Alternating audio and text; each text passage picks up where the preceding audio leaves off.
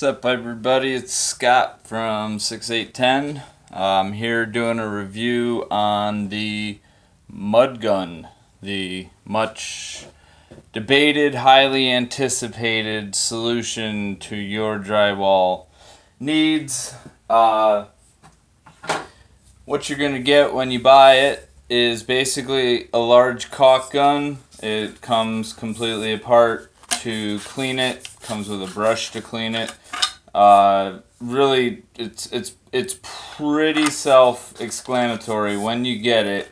What's going on? The only thing that I found is that if you are going to use their mud packs, which you probably are, they require that you put a special plunger, which is just a matter of threading on the plunger so that your mud pack goes inside, and the other option is you buy a plunger that goes down into a 5-gallon bucket of your compound of choice and actually sets up a way for you to put the gun down into the bucket and pull it up. Now, and fill the gun, almost like you fancy fellers there that have your finishing boxes and things of that nature. Now, while we're on the topic of that, this video's not for you. You guys are a rare breed. You've got a lot of money invested in your tools. I respect that, and I do a lot of drywall. I've got a lot of years of experience, but man, I'll tell you what, those tools are expensive. So this is going to be for the person that does not want to spend the money that it will cost to fund finishing boxes. And the thing really is, it's nice. I mean, just in goofing around with it before I took it apart to put the plunger on to use the mud pack, I want to use Hyde's mud, actually. I know how my brand of choice compound goes on, so let me see how Hyde's mud pack works. Now, what I've got set up here is nothing more than your basic corner and flat. And I can teach you a few things, tips and tricks, all day long. Obviously, you want to break your seams. If you have a butt seam, which I've purposely done one so that we can go through how to finish it, you want to break those, at least by a couple studs. Whatever your first sheet is, factory edge to factory edge whenever and if at all possible. Because, yeah, you can cover anything with enough mud, but let's face it, if you don't hang it right, there's going to be a few days where the homeowner walks around and they're going to see the quality of your hanging, and they're going to notice. Believe me, it's worth the time to hang it right. Some guys don't have the patience to do it. Some guys don't have the patience to finish. I fall somewhere in the middle where I don't mind finishing, but I don't mind hanging either. And I try to make both look as good as possible while knowing that the homeowner is going to see unfinished board after you've hung it. So now that we've got that, I've tried to get the best angle I can here for you. We'll come over and take a look. Here's one thing I wanted to show you guys right here. Oh no, I tore the paper. What am I gonna do? It's simple. All you gotta do is just put one above and one below it. And also to make sure that I've crippled myself as much as possible, because I've got all the drywall finishing tools you could ask for, but I'm trying to break it down. I have the mud gun. I have a plastic 4-inch trowel. They do say in the directions to use a corner knife. A professional would never ever touch one, but they say to set your tape to use a corner knife, and I've got a really beat up old 6-inch taping knife that just had around the house. So that's just playing it fair. Now also we've got paper tape versus mesh tape. I'm paper in the corners, mesh on the flats, but I know you guys with your bazookas are doing paper everything. It's up to you. I mean, if you've got a bazooka, then you're doing paper in the flats. If you've got the ability to do mesh tape, why do I do mesh tape in the corners? I have no idea. I got taught old school, and that's just the way I do things. So, another tip I can teach you, and I'm probably going to get heckled, and the pros are going to laugh at me, but if you do this right here, if you pull 16 on center of your factory edge before you cut it and line your sheets every 16, if your framing's on point, you're gonna hit the stud every time. If you miss, you're only off by like a 1/4 inch left or right. I've been hanging a lot of board, and still to this day I do it because misses suck. And one of my pet peeves is when you get a miss and you back it out and then you find the stud and the hanger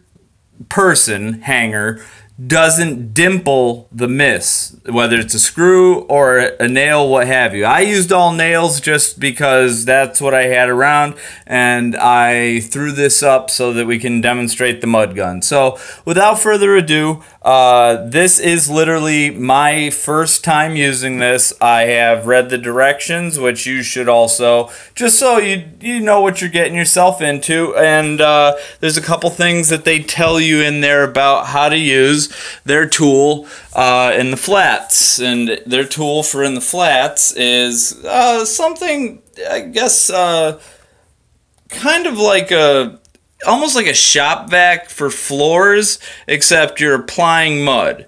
So now that I've applied the mud pack to the mud gun and screwed everything back together, they say to set you have settings on this depending on how far you're trying to fill. Settings 1 through 5, and then there's also a lock setting on there as well, which I presume keeps any mud from coming out at all. What this does is contours the, pardon my garage shed barn, by the way. This is just where we keep the lawnmower and store stuff for the winter. Actually, this might become the official 6-8-10 hangout out here, or we can talk tools and maybe do some more demos, I'm hoping. So the mud gun, let's get going here. Obviously, if we're gonna do mesh in the flats, I'm gonna need to stick that on first. A tip about mesh in the flats, everybody's got a razor knife on them, I'm sure, but what you can do is just get it, I usually keep it like 1 inch out of the corners so that it just doesn't get an unnecessary buildup of tape on mud and tape on mud. I keep, just like 1 inch out of the corner. It should be self-adhering. If it's not, you may have gotten a bad roll or it's old. But one thing that I learned, this isn't something that I was born with. Somebody had to teach me. Take your drywall knife and come back here. Let me come back here and do it a little bit. Take your drywall knife and just pull on the roll of mesh. Ta-da! There you go. It's just like that. Keeps you from having to diddle with your razor knife. So that's just one thing that I learned over the years. Now I'm gonna take and run your hand down it. Don't be afraid to make sure everything's stuck down good, because if you get it floating in your mud, you'll have a disaster on your hands. Now, their recommendation for the first application is to go with 1, and so that's what I'm going to do. I can already see there's mud coming out. They want you to do that. That should happen. And then they say to take your knife and smooth it out across the head, which I'm going to do with my plastic knife. Okay, that's pretty good. And I think what you're doing essentially is you're filling a trough here that, okay. So far I have to say I really like the consistency of this mud. So before it cures on me, I'm going to shut up and try and run this down the wall. So here we go. They say to keep it at like a 35-degree angle. So that seems about right. Keep it a little bit out of the corner. And they said move and squeeze the trigger. And they say that it might take a couple times getting the feel for it, but whatever you do, don't over apply it. Now right now I'm at 90 degrees. I'm speeding up a little bit. It actually takes quite a bit of squeezing on the trigger. So okay, let's go back, start over. I don't think I did anything that's going to be too because you got to keep in mind you have about 3 inches on either side of the factory edge. See, now if you get past 90, it doesn't quite work right. Now lefty righty, I don't know what's going to work better for you. I'm trying to just smooth this out and have as little to do with my knife as possible, if at all. And then actually I think what I'm doing right now is using it as a knife, and then it has a little collection trough that you can, okay, yeah, that was too much. Okay, so keep it at that 35-degree angle and basically just go down your flats and try to not leave a light edge. If you do, I think just come back, pull your trigger. And this is at setting 1, and I'm sure that with practice you can get to the point where you can just walk down the wall and walk away. Okay, so now we have a loaded head. I'm obviously going to end up wasting a lot of this mud pack because I'm demonstrating. I'm going to switch the heads out. Now just for curiosity's sake, normally what I would do is just come back down my edge. And I have to say, that's not bad. Just to make sure that there isn't excess beyond the factory to deal with later. And I have a place, you know, find a place to wipe it, you know. I mean, a door frame, they can snap it off, and when they go to hang the door, it's not that big of a deal. Okay, see, that was a lot. Now that I'm wondering if I'll probably just swipe right back into the gun. Okay. So there's a factory edge.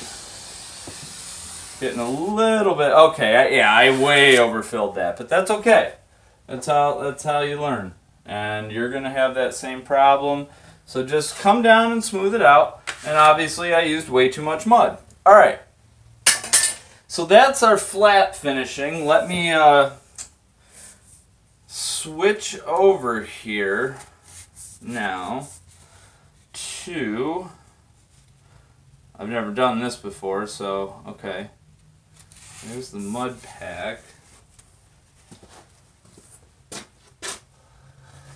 What I need to do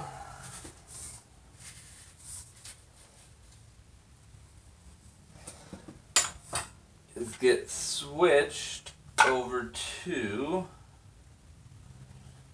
that mud pack. Worked very well, by the way, so now what I would like to do is you know what, just for posterity's sake, why don't we do a quick break here. I'm going to switch it up to go to paper. That was just a starter coat on mesh tape down the flats.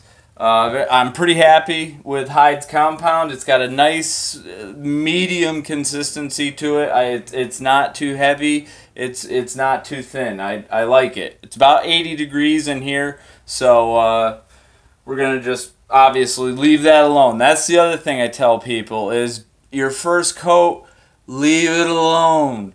You're not painting a Picasso. All you got to do is bed your tape and go. If you have a ridge, scrape it off with your knife the next day when it's hard.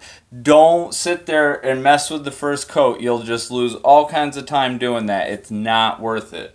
So that would be done for today, or I'd be continuing down the wall and we'd get to a corner, and I'm going to set the gun up to do that next because it's a different nozzle, and for that purpose I'm just going to take a quick break. We'll be right back.